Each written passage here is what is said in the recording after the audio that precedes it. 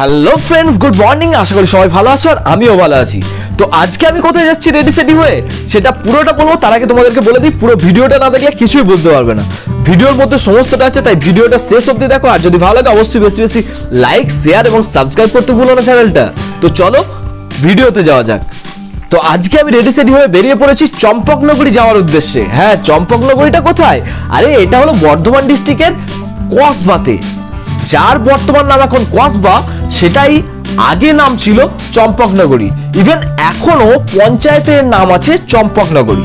তো তোমরা যদি কেউ আসতে চাও তাহলে বর্ধমান থেকে বাস ধরবে সুপার অথবা লোকাল, যে যেটাই খুশি আসতে পারো। লোকাল বাস ধরতে চাইলে ডিরেক্ট কসবার পাস পেয়ে যাবে, আর যদি সুপার বাসে আসতে চাও তাহলে অবশ্যই সুপার বাস ধরে এসে বুদবুদে নামবে। বুদবুদ থেকে নামার পর ওখান থেকে একটুখানি আগিয়ে যেতে হবে তোমাদেরকে। এই যে দেখতে পাচ্ছ বুদবুদ বাজারটা, এই বাজার থেকে একটুখানি আগিয়ে গিয়ে তোমাদেরকে কসবার বাস ধরতে হবে। এই হচ্ছে কসবার বাস, দেখতে পাচ্ছ জয় দুর্গা। এই বাসটাতেই আমি যাব।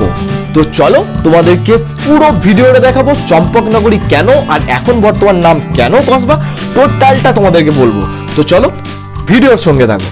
আর এখন আমি বাসটা ছাড়ার জন্য ওয়েট করব বাসে উঠে গিয়ে। আর তার আগে আমি একটা ভিডিও বানিয়ে নিলাম যে আমি কিভাবে যাচ্ছি না যাচ্ছি, কিন্তু ভয়েসটা বাজে আসার জন্য সেই ভয়েসটা দিতে পারলাম না, সরি। এই যে দেখতে পাচ্ছ আমি বাসে উঠে বসে পড়েছি আর এখন শুধু ওয়েট করছি বাস ছাড়ার জন্য। তো দেখা যাক বাসটা কখন ছাড়ে। এটা টাইম তুমি 10 নাগাদ একটা আছে। আর অনেক মানে সব সময়ই বাস আছে। যদি কেউ বাসে তো তোমাদেরকে যেতেই হবে, অথবা টোটো করে যেতে পারো। টোটোতে একটু ভাড়াটা বেশি নেবে, প্রায় 300 টাকা না 400 টাকা ভাড়া নেবে।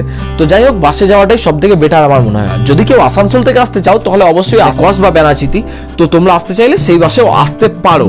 যদি কসবা বেনাচিতি পেয়ে যাও ডিরেক্টলি একদম কসবায় চলে যাবে। আর যদি কসবা বেনাচিতি না পাও, যে কোনো সুপারে এসে বুদবুদে নেবে। ঠিক এইভাবেই তোমাদেরকে আসতে হবে, কসবা রুটের বাস ধরেই যেতে হবে।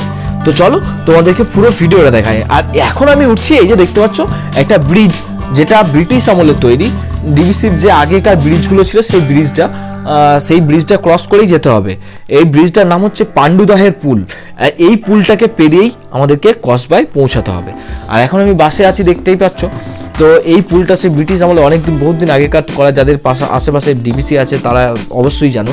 এই যে দেখতে পাচ্ছ খুব সুন্দর একটা পরিবেশ। আর কতটা হাইট! আগেকার দিনে ব্রিটিশ আমলের যে জিনিসগুলো তৈরি হয়েছে ভাই, সত্যি একদম মানে বলার কিছু না। এখন অব্দি অক্ষত অবস্থায় আছে। বলতে বলতে আমি চলে এসেছি কসবায়। এই যে দেখতে পাচ্ছ কসবার বাস স্ট্যান্ড।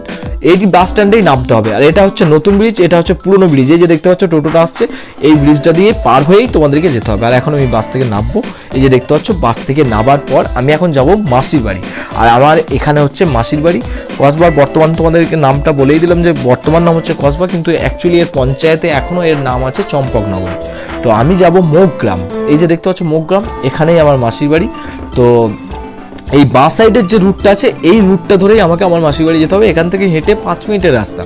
তো যাই হোক, সে কারণে আমি মাসির ছেলেকে আর ফোন করলাম না। পরের দিন সকালে, সেদিনকে আসতে পারিনি, তার পরের দিন সকালবেলায় আমি মাসির ছেলেকে বললাম চল একবার কসবা থেকে ঘুরেই আসি। তো চলে গেলাম মাসির ছেলেকে নিয়ে বাইকে বসে বসে। দু সাইডে গাছ আর এত সুন্দর পরিবেশ দেখে পুরো প্রাণটা ঠান্ডা হয়ে যায়। পুরো একটা মনে একটা আলাদাই শান্তি পাই। ভোলেনাথের কাছে গেলে তো একটা আলাদাই শান্তি পাই। এসে বলতে বলতে দেখো আমি চলেও এসেছি আমাদের ভোলেনাথের কাছে। আর এই ভোলেনাথ হলো সেই ভোলেনাথ যাকে চাঁদ সওদাগর প্রতিষ্ঠা করেছিল। একদমই ঠিক শুনেছো, চাঁদ সওদাগরের চম্পকনগরী হলো এই জায়গাটা। কিছুদিন আগে নাকি শুনছিলাম চাঁদ সওদাগরের যে ডিঙাটা, সেই ডিঙাটাও নদীর সাইডে উঠেছিল। এখন আবার ডুবে গেছে, কারণ ডুবে গেছে বলতে বালির চরে ঢাকা গেছে। এই হচ্ছে সেই মন্দির, নতুন করে এটাকে সংস্করণ করা হয়েছে। দারুণ সুন্দর একটা জায়গা। এই হচ্ছে চাঁদ সওদাগরের সেই ভোলেনাথ। এই হচ্ছে ব্রাহ্মণ পুজো করছে, দেখতে পাচ্ছ। আর কত মোটা আর কত বড় দেখো ভোলেনাথ। এতটা মানে হাইট যে সিঁড়ি করে পুজো করতে হয়। মানে সিঁড়ির ওপরে বসে, এই যে দেখতে পাচ্ছ ধাপ দেওয়া আছে, এই সিঁড়ির ওপরে উঠেই মানে মালা পরাতে হয় বা যা কিছু করতে হয় এটার মধ্য দিয়েই করতে হয়। আর এখানের একটা গল্প আছে যে চাঁদ সওদাগরের এই জায়গাটায় মানে চম্পকনগরীতে সব কিছু হওয়ার কথা ছিল। মানে কাক না কোকিল ডেকে দেওয়ার জন্য এই জায়গায় সব কিছু হয়নি। মানে মথুরা ফতুরা এই সমস্ত কিছু যে জিনিসগুলো এখানে হওয়ার কথা ছিল, ওখানকার স্থানীয় পুরোহিত বা ওখানকার বাসিন্দাদের কাছ থেকেই জানতে পেরেছি। আমি যদি আবার যাই, আমি গেলেই কসবা যাই, পরে হয়তো আশা করছি আরও ভালো একটা ভিডিও তোমাদেরকে দিতে পারবো। এটা তাড়াহুড়ো করে ভিডিওটা বানিয়েছিলাম, একটা পুজো দিয়েছিলাম। এই যে দেখতে পাচ্ছ আমি আর আমার মাসির ছেলে দুজনেই গিয়েছিলাম। খুব সুন্দর একটা জায়গা। আর এই যে ভোলেনাথকে দেখতে পাচ্ছ, একটা টুকরো পড়ে আছে দেখো সামনেতে, মাথা কাটা। এই ভোলেনাথের একটা গল্প আছে যে এর মণিটা নাকি কেটে চড়ে নিয়ে যাচ্ছিল, আর মণিটা কাটার ফলে এই যে দেখতে পাচ্ছ ড্রেনটা, এই ড্রেনটা থেকে এত রক্ত বেরিয়েছিল, মানে ভোলেনাথের মাথা থেকে এত রক্ত বেরিয়েছিল যে এই ড্রেন হয়ে পুরো একটা পুকুর হয়ে গেছিল। মানে এটা শোনা কথা না কি মানে বাস্তবে হয়েছিল সেটা আমরা জানি না, কিন্তু শুনেছি ব্যাপারটা। তো যাই হোক, সেই কারণে ওই ড্রেনটা কিন্তু এখন অবধি আছে। আর এখানেই এই জায়গাতেই চাঁদ সদাগর ভোলেনাথের পুজো করতো, মানে এই জায়গাটা অ্যাকচুয়াল এই জায়গাতেই পুজো করতো শুনেছিলাম। তারপর নাকি পরবর্তীকালে ওখানেও একটা শিবকে প্রতিষ্ঠা করেছিল চাঁদ সদাগর। তো যাই হোক, এটা হলো আসল চম্পকনগরী। এখনও এর পঞ্চায়েতের নাম কিন্তু চম্পকনগরই আছে। আমি ওখানে আমার মাসির ছেলের কাছ থেকে জানতে পারলাম, কারণ ও ওখানে এটা মন্দিরের একটা সদস্য বলতে পারো, ও থাকে, ও ব্যাপারটা জানে। তো যাই হোক, এটা হলো সেই মন্দির যেটায় মনসাকে পুজো দিয়েছিল চাঁদ সদাগর। এটা হচ্ছে মানে এখনকার নতুন মন্দিরটা, এখন নতুন করে আবার সংস্করণ হচ্ছে।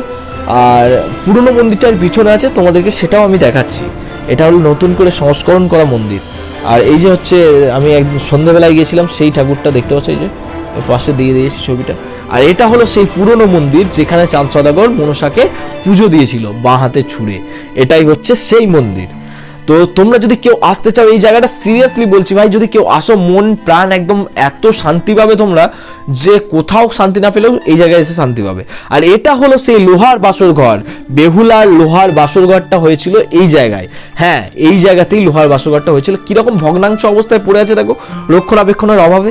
আমি এখানে সবাইকে একটু বলতে চাই যে সরকারের একটু দৃষ্টিগোচর করা হোক, যে যাতে এইটাকে সংস্করণের ব্যবস্থা করা হয়। কিন্তু জানি না সেটা হবে কি হবে না। ভিডিওটা পারলে একটু শেয়ার করো সবার সাথে।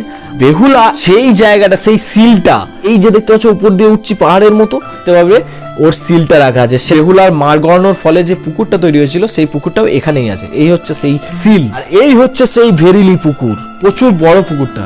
মানে এগুলো আমাদের গল্প কথা শোনা, কিন্তু অ্যাকচুয়াল কিন্তু এই জায়গাতেই হয়েছিল সবকিছু। তারপর এখান থেকে আমি বাড়ি চলে আসি। তো আজকের মতো ভিডিও এ পর্যন্তই। যদি ভালো লাগে তাহলে বেশি বেশি শেয়ার করো ভিডিওটা। দেখা হচ্ছে পরের ভিডিওতে। आए हाय चुनरी तेरी चमकनी गुलाबी शरारा।